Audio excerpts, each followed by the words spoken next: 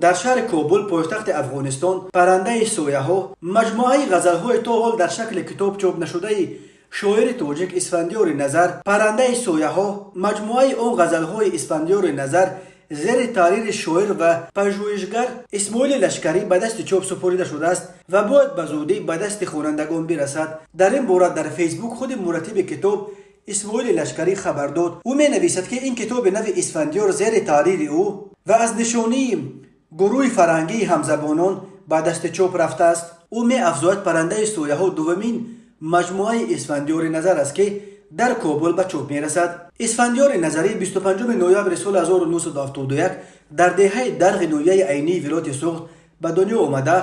سال 1996 رشته شرقشناسی دانشگاه دولتی ملی تاجیکستان را ختم کرده است. اولین مجموعه اشعار اسفندیار نظر هنوز در زمان دانشجوییش با نام رجوع اسفندیار سال 1993 نشر شده بود.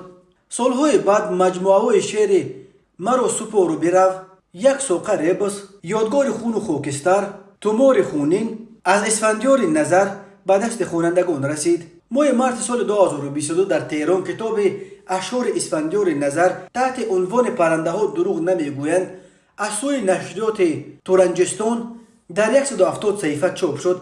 در این کتاب نمونه ها از اشعار کوتاه و هایکوواره های شاعر گردآوری شده است. اسفندیار نظر چندین سال در نشریه های همراه سپر و امروز نیوز کار کرده است. از سال 2016 در آلمان به سر میبرد. صاحب 3 فرزند است. اسفندیار نظر با آنکه یکی از شاعران مطرح ادبیات امروزه تاجیک است، عضو اتفاق نویسندگان تاجیک نیست.